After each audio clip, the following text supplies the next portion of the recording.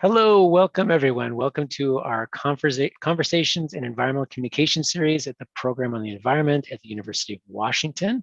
My name is Sean McDonald and I'm your host today for this installment of our series. We've got a wonderful guest today. Award-winning science and environmental journalist Ashley Braun is with us. She's a perennial favorite of our course and has been with us several times to talk about her amazing work. But before we get into that, I do want to start with our land acknowledgement. I'd like to start by saying that the University of Washington acknowledges the Coast Salish peoples of this land. I'm joining you from the Seattle campus on the land which touches the shared waters of all tribes and bands within the Suquamish, Tulalip, and Muckleshoot nations.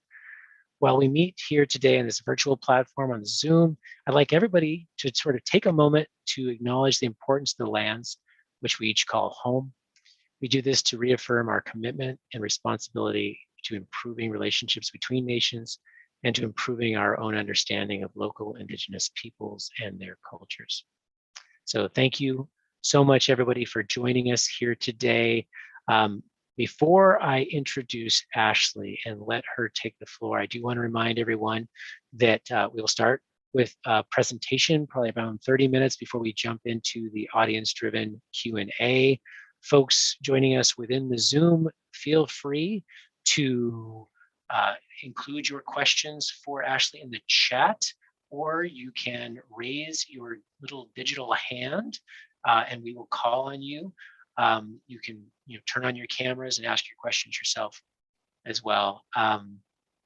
Folks joining us from the YouTube live stream, please feel free to add your questions to the YouTube chat and we will read those questions to Ashley. And if you're joining us from YouTube or if you're not joining us from YouTube, either way, you should subscribe to our YouTube channel, click the little bell icon for notifications of any upcoming streaming content, and we'll see you for future events. All right, y'all. So, oh, and then Ashley, before I introduce you,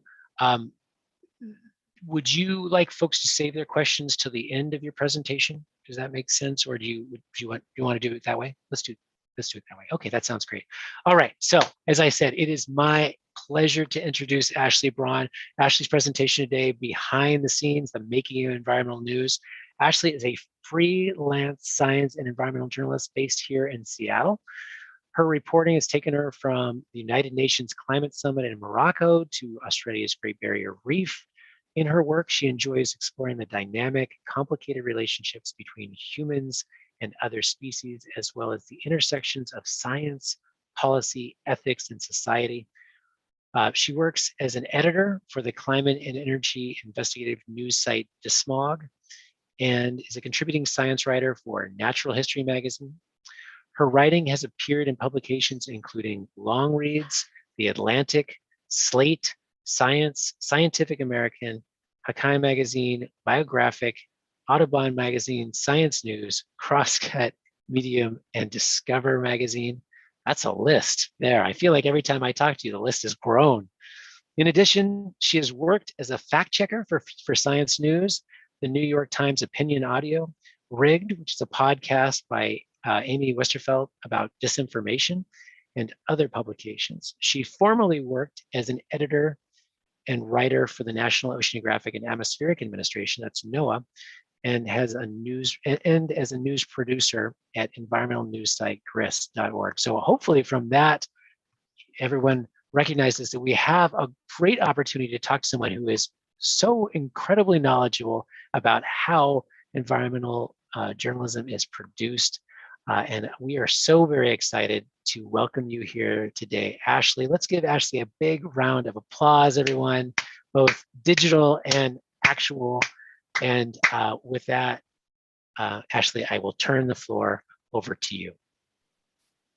Great. Thank you, Sean, for that introduction. I really appreciate the opportunity to share a little bit more about my field and sort of talk about the work that I do, because, people see the product, but they often don't get the story behind how the news gets made and all of the decisions and hard work that really happens behind the scenes, right? You just sort of see the headlines and the finished product there. So I'm happy to help pull back the veil a little bit on that. And just to give you guys a little bit more insight on, some of my career journey, I thought it might be helpful to just, share a little bit more about that. So I actually studied environmental science in my undergrad at the University of Notre Dame. And I was always interested in the natural world, but I was also really interested in writing. And, I just read a lot as a kid, and that was, something that just really resonated with me. And, when I got to university, I was thinking, okay, well, I'm going to be a scientist. I'm going to study science, and we'll see how that goes, sort of a thing. And I was taking those classes, and there was an environmental philosophy class that I took actually in my sophomore year. And while the class itself wasn't my favorite, it did introduce me to the work of Barbara Kingsolver, who had a background in science, but then became, this author and essayist and writer, writing about some of the issues that she was really passionate about. And that was sort of this light bulb moment for me, where I realized, oh, wait a second, I could sort of marry these interests of mine and, pull from the science and the environmental issues that are really near and dear to my heart, and help communicate and translate and put into context those issues for the broader public. So that sort of, changed the trajectory of my undergraduate career. And I absolutely finished enjoying my science classes, but I also took a couple journalism classes. And after that, I got an internship actually out here in Seattle. That's what brought me to Seattle originally, was an internship with Grist, which is based in downtown Seattle. And that was actually an advertising and marketing internship just for a year. But that was my foot in the door. And I was like, you guys, I really want to write. I really want to be on the journalism side of this. And I was very fortunate to get hired on by them after that internship. So that's, just a little bit about sort of how I got started on this journey. But so now I am a full-time freelance science and environmental journalist. And Sean, as you noted, the list of publications that I've written for and worked with grows each year. And I mean, that's just sort of one of the benefits of being a freelancer, right? Is that I have a lot of flexibility to work with different people in different publications and different, media and formats. And so that's been really fun. I've started exploring fact checking with podcasts in the last 6 months or so, and that's been another interesting journalistic journey. So, but before I talk too much more specifically about environmental journalism, I wanted to take a step back and make sure that I explained a few things about journalism in general, because environmental journalism is just one flavor of that. And so I thought it would be helpful. I'm going to just share my screen here. A moment. And so this is the Society of Professional Journalists website. And I'm showing it because they have a code of ethics here that their members subscribe to. But these are really broadly accepted tenets of ethical journalism. And I'm bringing this up because, journalism, when it's well executed, I think is really key to supporting justice and democracy. And there, as spelled out in this code of ethics, there are these sort of principles that serve as the foundation to that ethical journalism. And I just wanted to, kind of briefly go over that just so that we're sort of all on the same page, because there's sort of broadly the media, and that can mean a lot of different things, right? So this is the position that I'm coming from as a journalist, as an environmental journalist. And so that first tenet that's really foundational is to seek the truth and to report it. It sounds simple, but you want to make sure that you are being honest and you are being accurate and you're being thorough in the reporting and the gathering and the contextualizing of the information that you are undertaking in, all of your work. And so I'm not going to read to you all of these different tenets, but or all, the sub tenets under each one. But the second one is minimizing harm. And so that is really important to think about, whether you're doing hard-hitting investigative journalism into potential wrongdoing of, a polluting company or some sort of scandal with a politician or a scientist at a university, whatever. Any of the work that you do, you have to keep in mind as a journalist, all of these people are human beings, and they all deserve respect and care and fairness. So, you want to take care and keep in mind the balance of power as you're reporting on these people, right? And so, when you're reporting on the actions of a politician, you're looking like, how powerful is that politician compared to, are there, these sort of low income people of color who are affected by that politician's actions? And when you're looking at how you're representing the impacts of what's going on and the voices that are heard, you want to think about the balance of power, and you want to think about giving fair a fair chance for the people who are accused of something or who are critiqued or the subject of certain allegations. You want to give them the chance to respond to those allegations, and not just publish this splashy thing on the front page of the news. So yeah, and then so the third tenet that I wanted to talk about here briefly is just how journalists who are ethical are acting independently, right? So you're not accepting favors and money and gifts and things like that. You're avoiding these types of conflicts of interest, and you don't have advertisers or donors behind the scenes telling you, reviewing your stories and saying, oh no, we can't say that we need to soften that kind of thing. And that's different than when you think about where someone who is working in communications for an institution comes from, right? So I'm not saying that people who work in communications aren't ethical and don't have integrity, but there's a different situation where you have someone, usually at like an institution, you have someone who's looking over the shoulder and reviewing, like, how does this fit into how this story reflects on this institution? And so that's something that is different from a journalist. You don't have like an invested party that is reviewing that work and able to influence it. And then the last tenet here is just being accountable and transparent. So you are taking responsibility for your work. You're explaining how you uncovered pieces of information. You're responding to allegations of,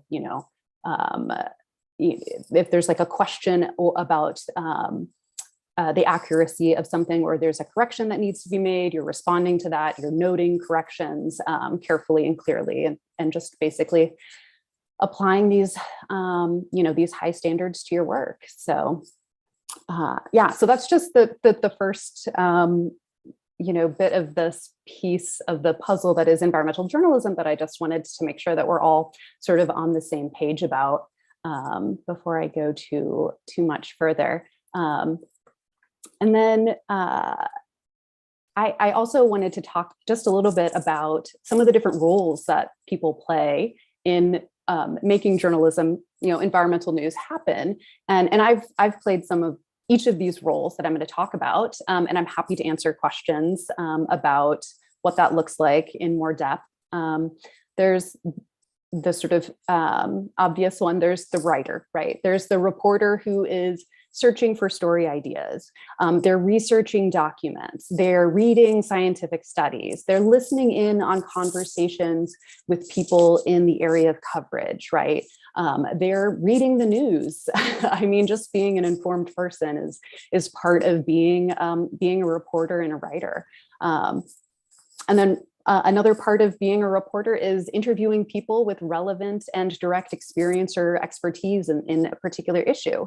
And that means people who are directly involved in a scientific study, for example, but then also finding critical reactions from those who are not involved in a particular study, right? So you have someone who has perspective and is not invested in favorable coverage of something, for example. And then you have the role of editor, right? So a reporter is working with an editor to help bring this story and this polished product to the light of day. And editors will often assign or approve a story idea and help shape it. And then answer, sort of have this collaborative process with a writer and reporter as that reporting is being undertaken as well. And then once they receive the draft, they're then going through, and it's not just making sure that the commas are in the right place, right? I mean, that is definitely a part of it, and commas can make a difference. I am an advocate of the Oxford comma. They're just important examples every day about why you need that type of clarity in your grammar. But another aspect of being an editor is just making sure that the ideas that are presented in the story make sense, and you're making sure that those ideas are well supported by the evidence that you're presenting, that the reporter is presenting, right? And you're making sure that the flow of information is logical. So it's like moving this piece of the puzzle from, it's down here, we need to move that back up here, and that means we need to explain what this is, and we need to, make sure that people who aren't familiar with this part of the country, have some kind of geographic grounding, and, we explain, some context around, where this event happened or something. So that's a lot of what the editor is doing. There's some fact checking too. You're going through the links or the sources of information in the story, and making sure that that matches with what the writer's saying as well. And then another role that I wanted to talk about is fact checker. And I've been a fact checker, as Sean mentioned, for a number of publications, mainly science publications, but also some podcasts. And fact checkers are unfortunately a rare breed these days. I will just spill the tea that most newspapers and online news do not undertake a third-party fact-checking process. That does not mean that they are not holding their work to high standards. But there are particular things that happen when you have someone whose job it is to just go through and read line by line through a story draft and say, where did that fact come from? They go and they read that scientific paper, or they're calling up the experts, and you're basically re-reporting the story and making sure that, the quotes are in context and that they make sense with the ideas that are being presented. You're making sure that people's names are spelled right. You're making sure that their age or the institution that they work for or whatever. You're really just going through like every single fact. And there can be, I don't even want, I want to say like hundreds or thousands. I mean, there are a lot of facts that you can check depending on, the length and sort of the fact density of a story. So it really can be a big undertaking. And I have spent 40 hours fact checking a 5,000 word magazine story. So it takes time. But it can, be really valuable work. And so just going to continue putting in a plug for fact checkers there and for paying your fact checkers fairly. So those are just sort of three roles that I just wanted to walk through to sort of get us all on the same page about the different roles that that environmental journalists can have within the field. And then I wanted to specifically just go through an example of one particular story that I worked on. And sort of, from the start, from sort of the origin of this story to the finished product and some of the reactions. And then I'm happy to answer questions. But let me just pull up screen again, share my screen. So, okay, I'm going to go ahead and share. So you guys can see that. So first, this is the story that I am going to be talking about. So Hackeye Magazine is a digital news outlet that is focused on coastal science, environments, and culture. And I've been working with them for as long as I've been a freelancer, so about a full-time freelancer. So that's been about 5 years, 5 or 6 years, I guess. And so this story in particular is about how early career scientists in the marine and conservation science face a wall of unpaid positions and unpaid work. And the story with this story actually starts with a different story that I had done for a Hackeye. And so this one was about parachute science, which is basically the idea of international scientists coming from one part of the world and sort of quote unquote parachuting into another area in order to do their research, prioritizing their ideas and needs for their research without engaging with the local science and the local communities, and then just sort of parachuting back out, as it will, and then publishing their work and not having any engagement with that local community. And this was something that was particularly rampant within coral reef countries, basically. And lots of people coming from North America and Europe, and then going into Fiji, for example. So anyway, so I'd done this story for Hackeye magazine, and after that, the editor who I worked with came across this study, which sort of touches on some of these issues, right, about how science gets done. And sort of the implications for those scientists. And so he thought, who should cover this story for us? Ashley Braun, because this is exactly the type of thing that we think she'd do a great job with. And that's a lot of part of like being a freelancer, is building relationships with editors and publications. And so this particular paper was going to be the start of this story as I was reporting it. And so I guess, this is where it started, but by the end of the story, it was really about so much more than just this one paper. So I'm going to walk you through just a little bit about my reporting plan and how I reported this story. And part of that was the obvious place is I read this scientific paper, and I contacted the lead author, Anna Osieka. She's based in Poland. And then I was just going through it, and I was doing a literature search for other studies on this issue of,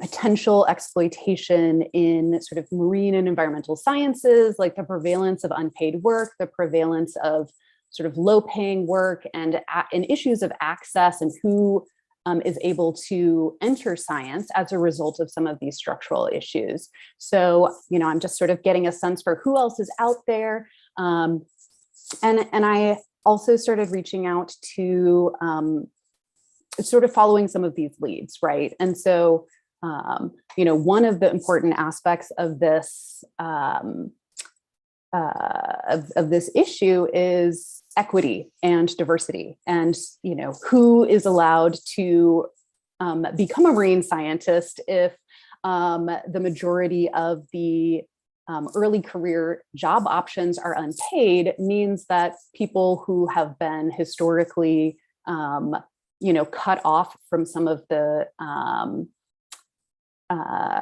that wealth that allows someone to work for free, those are the people who are not allowed in to do marine science and conservation, right? So, so that led me to an organization called MISS, which is Minorities in Shark Science, and it was founded by 4 Black female shark scientists who were dedicated to addressing some of these issues and some of these inequities, and getting more women of color into shark science, right? So I was reaching out and doing an interview with one of their founders. I also came across the organization called Pay Our Interns, which is working to help increase oversight of internships in the United States and also get more interns paid, basically. And then a key part of this paper was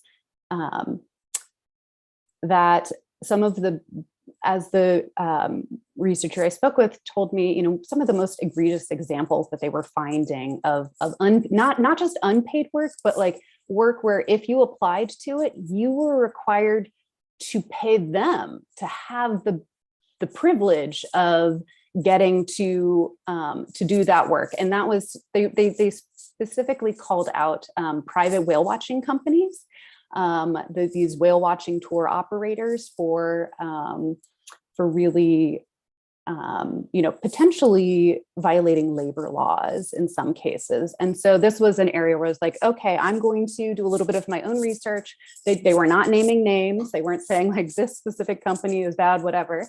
But I just basically, Googled and found some examples pretty quickly of private whale watching companies. I found some that I looked at in the United States, and they're offering unpaid internships. There were some more of the sort of, it's referred to as pay to play, where you are the one who is paying to work.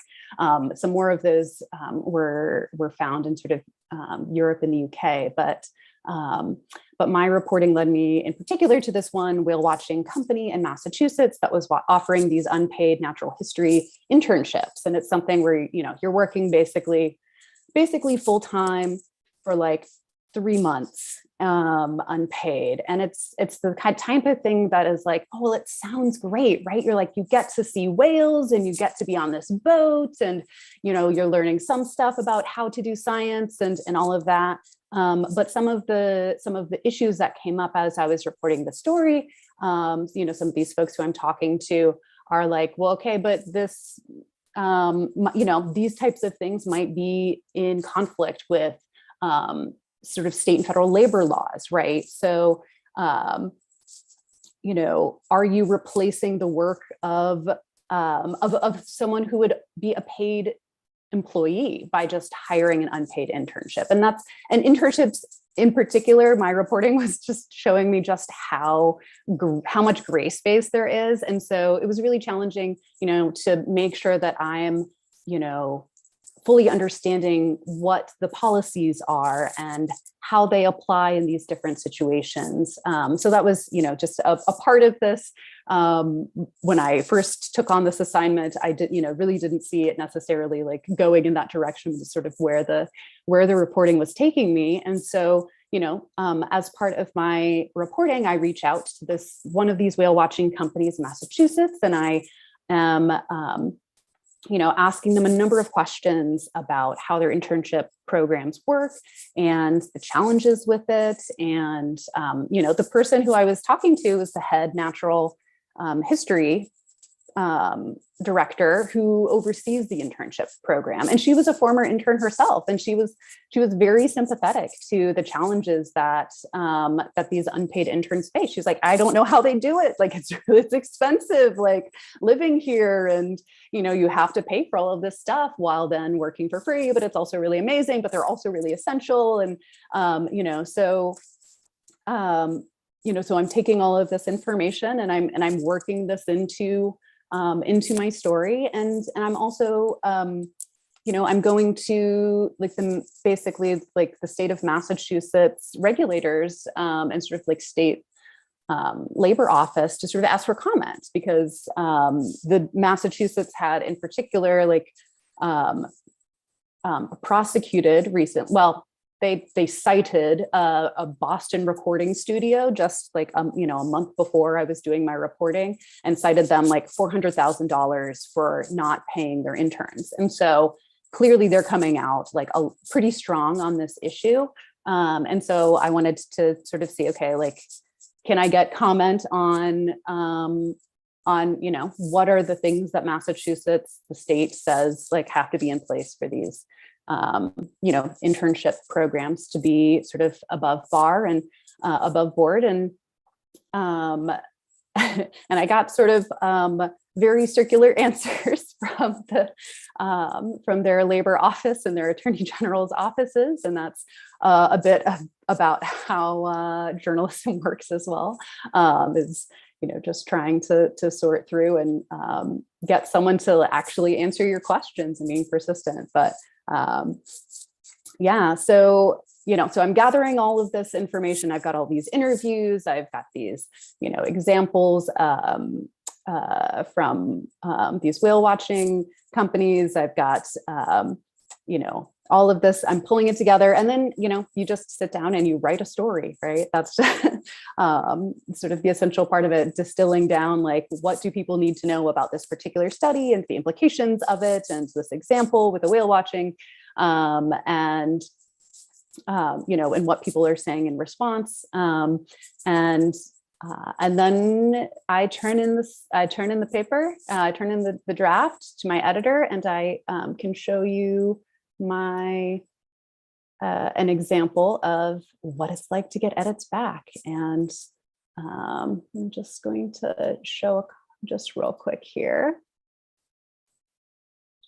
Here we go.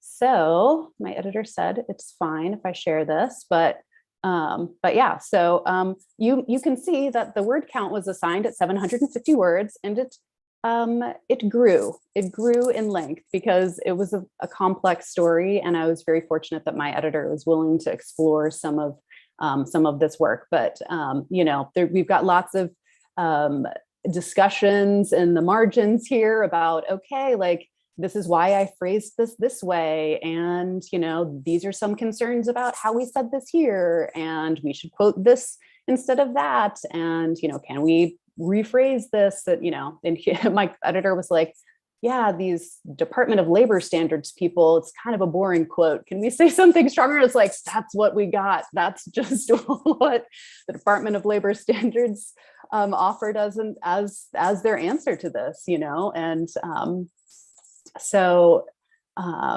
yeah, it's a back and forth, and okay, like, here's a suggestion to, like, change the end of the story. Yeah, it's not anything too glamorous. That's just literally how environmental news stories get made.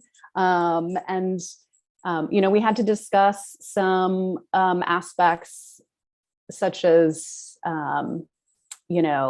is the issue of some of these people not getting these early career opportunities because they're just not the best candidate, right? And it gets into this whole tangle of meritocracy and the issue of sort of, there's classism and there's racism and all of these other bigger issues, which I explore in some pieces of this story. But you saw the story already grew in length, by a significant amount. So we decided to sort of cut back some of this information that had originally been in.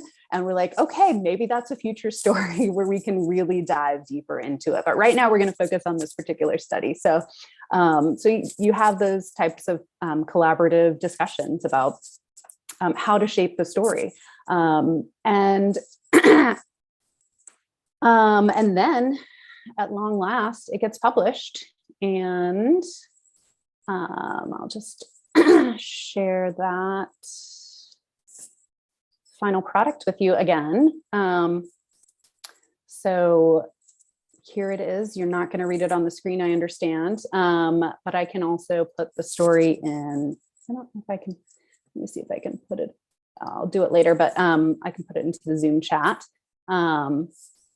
But this is the story, and I got some really good feedback from a number of people, like on Twitter, for example. People were saying this is rampant in marine mammal science, and it's like, oh, especially anything related to conservation, and just really like starting to hash out some of these issues that were raised in the story. So many people just kept saying, I have experienced this. I am not the only one. This is really problematic. And it was just really fascinating to,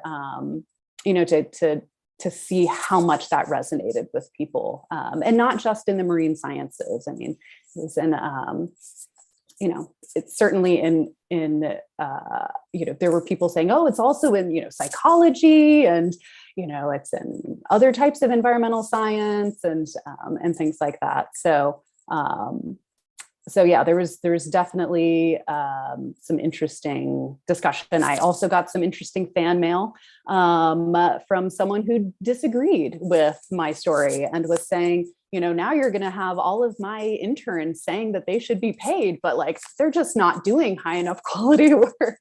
So it's just interesting to see, how much of this is, touches a nerve with a lot of folks. So that was really exciting it's good to feel like your work has impact and is, something that is just really relevant to so many people's lives. Right. So, yeah, that's my story around, just one of the pieces of environmental journalism that I have been, really fortunate to be in this position to help produce.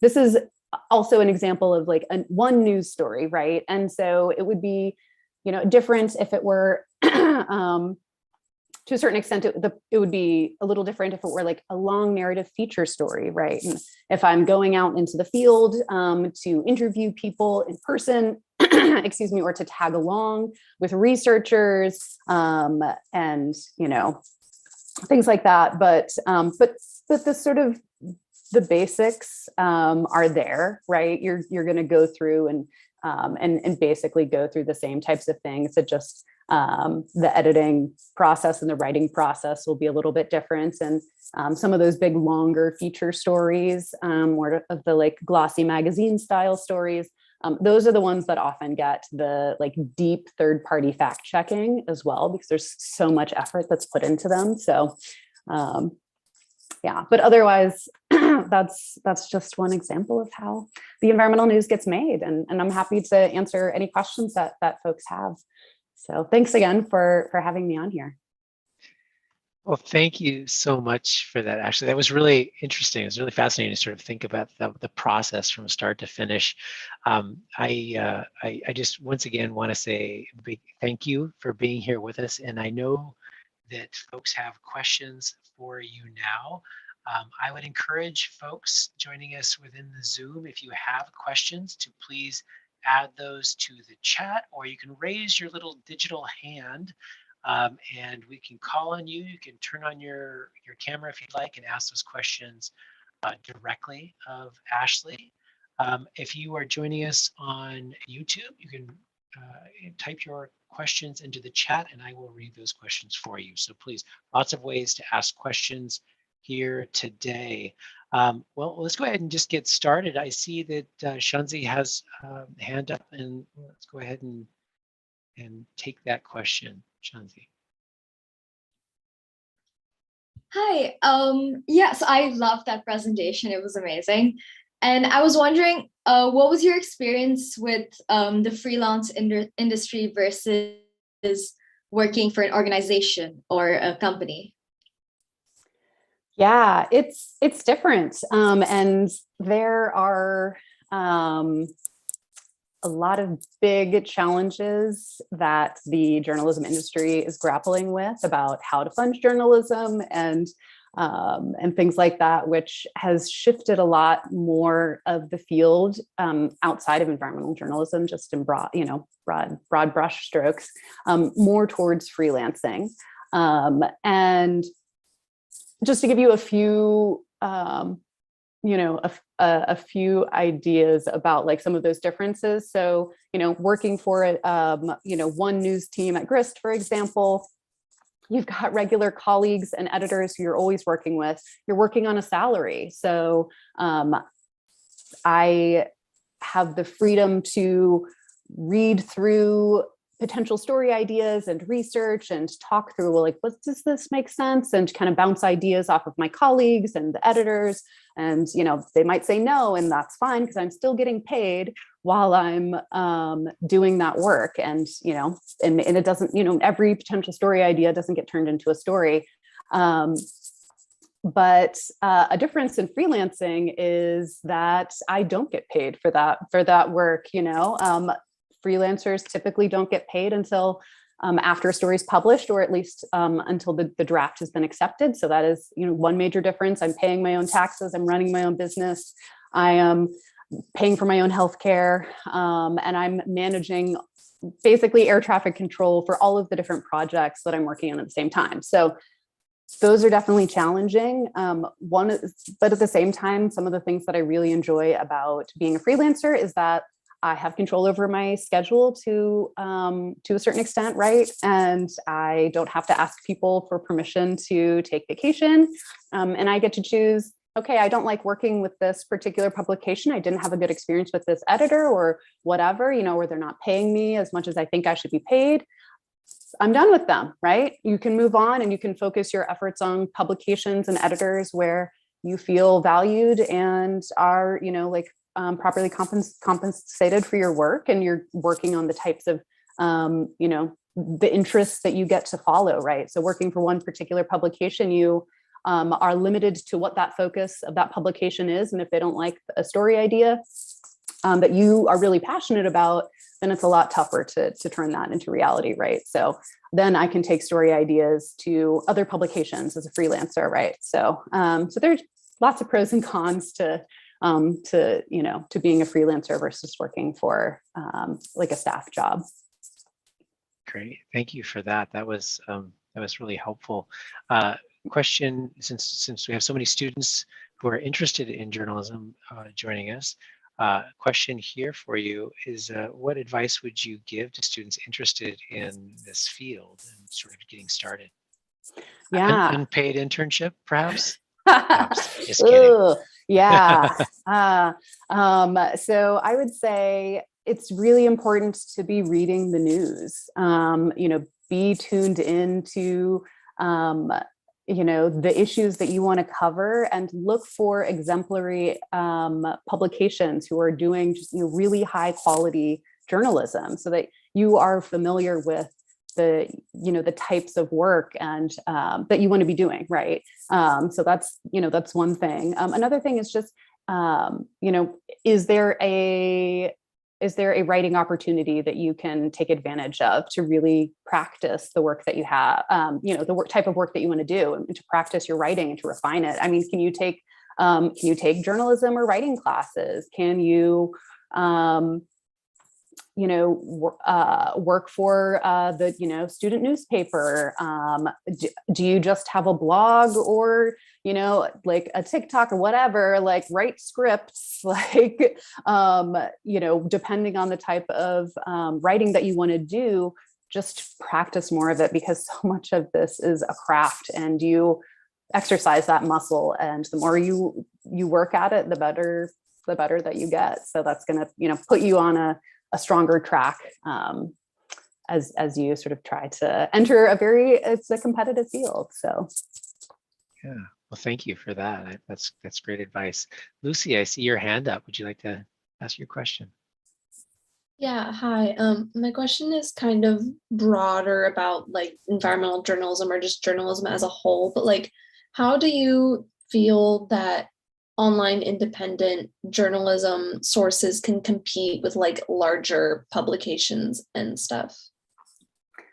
Yeah, in terms of like getting eyeballs on the stories. I mean, it's a challenge. There are people and publications are competing for people's attention, not just but from another news source, but from Netflix, like from the internet in general. So it's a challenge. But I would say that some of these more niche publications that I'm writing for example, I know that these publications care about these issues and have deep knowledge of them, and I know that they will handle those issues well. Not universally speaking, but like at some of the bigger publications that don't just cover some of these issues, sometimes you don't have as deep of the expertise, or you don't have people at the top of the organization who necessarily understand some of the nuances that, or value some of the types of reporting that some of these, more specialized publications do. And it's a challenge. So I would say support some of the publications, the more niche publications that you really enjoy, donate to them or subscribe, or, share their work and support that work, because it supports people like me and a strong, healthy democracy. Thank you. Yeah. Thank you for that. Actually, this is somewhat related, but coming from a student writing in the chat, and this, I think, gets also to the issue of small versus large organizations and their abilities. But I guess also as a freelancer, when you're doing a story that requires a significant amount of investigation, that might require field efforts or talking to people in person, how do you negotiate that with the editor? Is that paid for in advance, or do they give you some budget to work with? And then I suppose also, speaking to this sort of large versus small news organization, how does that compare in terms of budgets to get that sort of thing done? Yeah, so if there are going to be expenses incurred where you want to go out in the field and report something in person, for example, and you need to, drive somewhere or fly somewhere or whatever, you hash that out with the publication beforehand before you do that as much as possible, because usually they are not reimbursing you retroactively.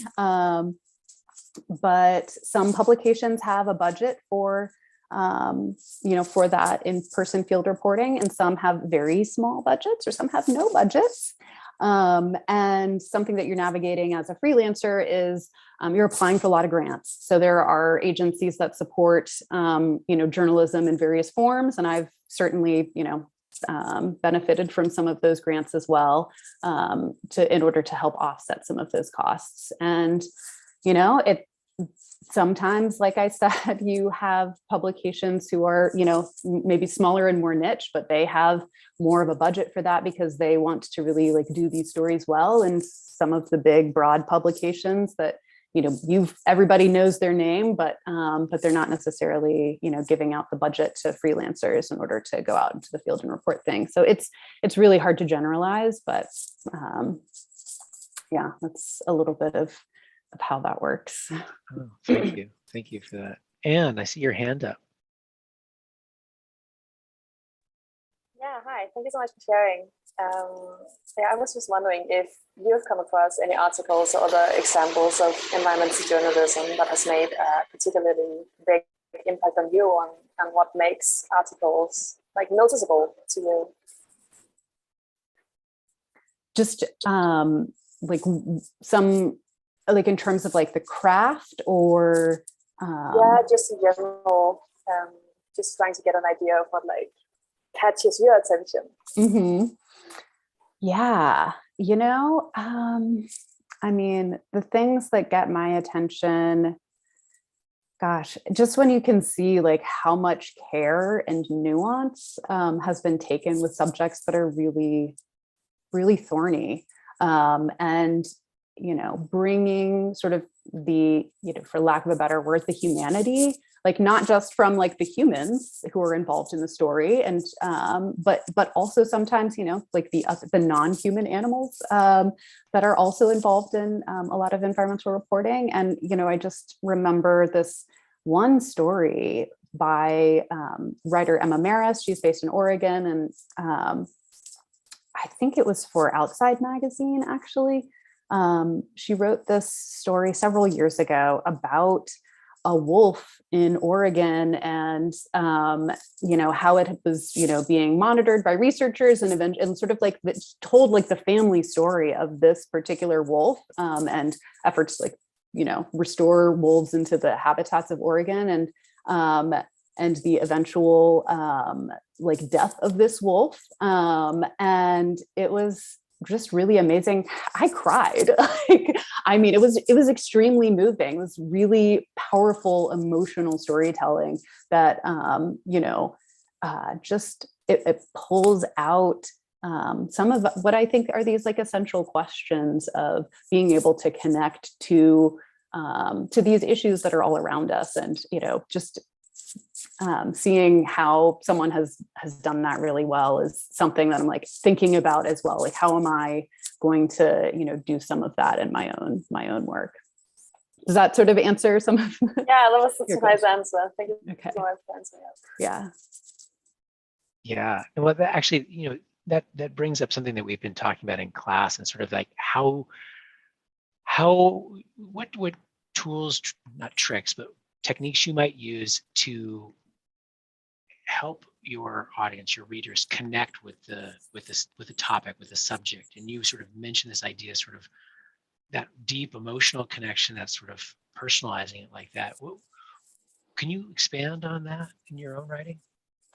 Sure. So, I guess just in general, a pretty well trodden tool of the trade is just finding specific examples, right? So you are telling a bigger story. There's some kind of, universal trend or, bigger thing that is important, but you're finding specific examples, and you are helping share these in lively anecdotes to like build the character, like to show the complexity of the people and, others who were involved in those stories, and sharing, is there dialogue? Are there like, just details that when you learn this about this situation that just sort of like make you gasp and you're like, oh my gosh, like it's, surprise or whatever, like basically trying to get some kind of emotion. And a lot of times in writing, really effective writing and writing that keeps people engaged is having some kind of unexpected element. And sometimes it's a factual aspect, and sometimes it is just sort of like the way that you're writing something, like use an unexpected word or phrase or image or metaphor that that sort of creates this like moment of aha and sort of recognition in the sort of in the mind of the reader. So yeah, that's maybe one thing that I would share with that. Great, thank you. I appreciate that. Gary or Shima, I see you have your hand up.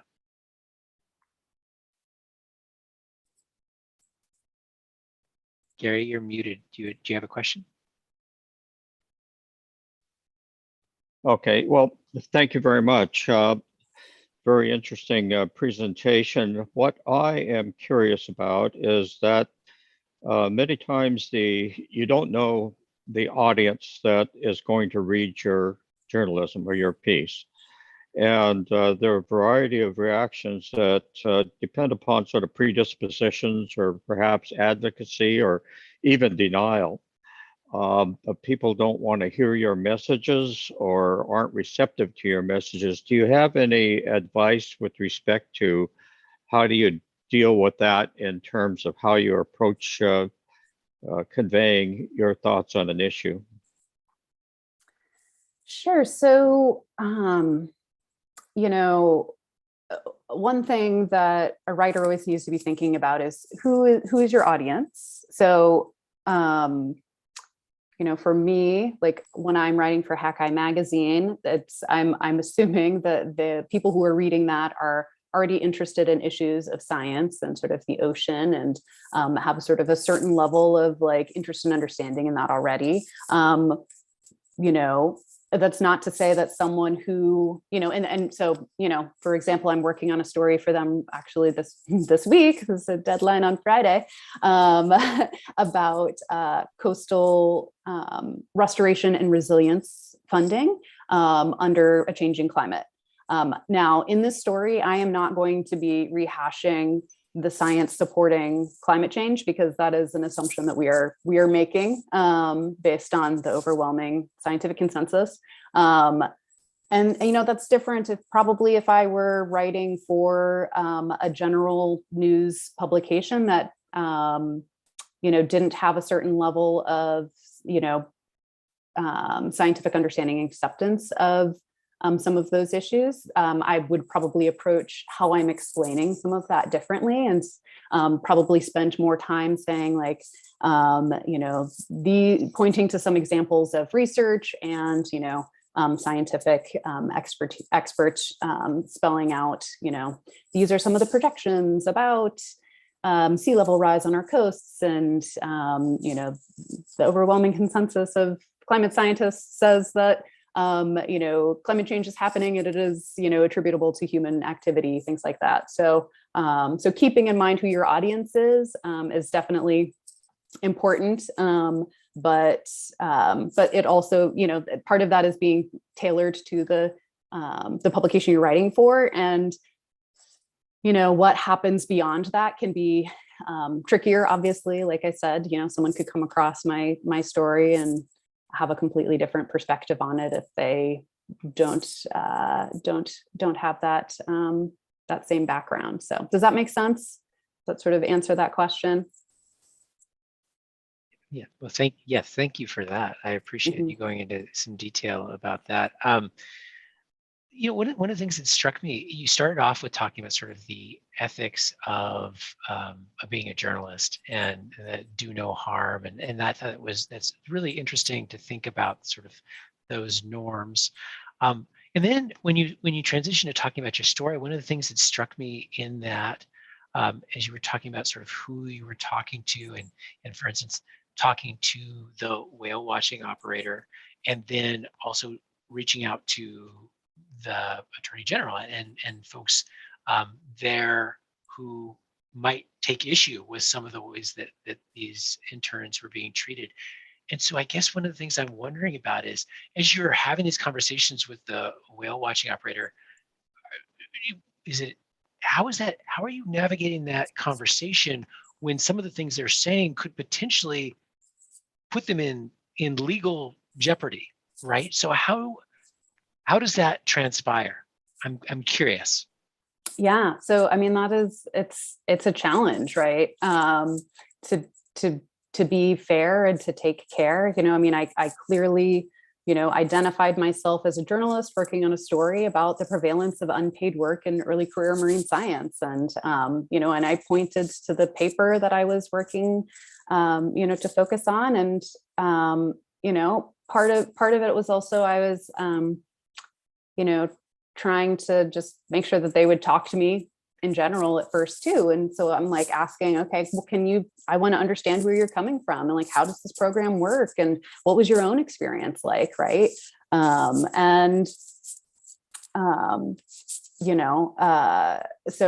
being sensitive to that,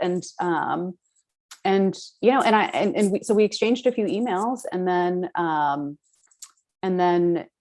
as I was continuing to report this story, I was talking to the folks at the organization Pay Our Interns, and they were saying, well, did you hear about this like Attorney General case in Massachusetts? Because that might be relevant to this particular example. And so, so then I sent a link to that and asked, do you have a comment on this case and how that might, like how the internship program that you are running, how that compares potentially to this particular case, because, I want to give them the chance to respond to that. And that's when they stopped responding to my emails.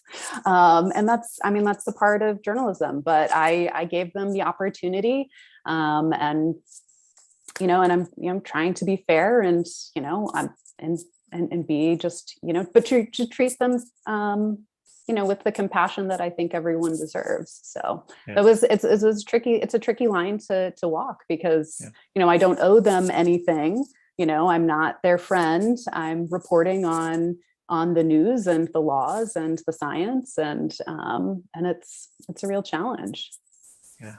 No, it does sound really interesting, really fascinating. And it occurred to me as you were describing it that you were making an attempt to see, obviously, from their perspective, why they do things. And it doesn't sound like they were doing it in a malicious way, but that's just the way that they run their business. That's the way that they had always done it, and they had gone through the same thing. So that's really interesting to think about. And sorry, just to jump in real quick to respond to that. So, one of the key points of this paper, and I just kept hearing over and over again from some of these researchers is like, there are these mindsets that like, well, we've always been doing things this way, and so that's why we should keep doing them. You just have to do this unpaid work because that's I did it, and now look at me, like I'm fine, right? But You have to pay your dues. Totally, absolutely. And so I actually like at the end of the story, the very last part of that story is the researchers of this who published this paper had originally submitted the paper to a journal that had listed unpaid internships for like PhDs. And one of the reviewers of the paper said, I don't even see why this is a problem. Like, why are you submitting this study? Like, and it was just really emblematic of the attitudes that that these researchers were trying to call attention to. So they were experiencing that, just trying to raise this issue for debate. So it was, yeah, it was really interesting. Yeah, no, that does sound very interesting. Well, we do have to, I think, be respectful of your time and everyone else's. I'm realizing we're already at 5:30. I've really enjoyed this conversation with you, Ashley. And what I'd like to do at this point is just say our goodbyes to the folks who are joining us on YouTube and end this seminar. Thank you, everyone who's joining us online today. Really appreciate you being part of this conversation with Ashley Braun. Please, as I said, subscribe to our YouTube channel. Join us next week. We'll have another seminar in this series of our Conversations in Environmental Communication at the University of Washington's program on the environment. Thank you so much, Ashley. Big round of applause for Ashley for joining us here today. We really do appreciate all the time you spent and for telling us the story of your story.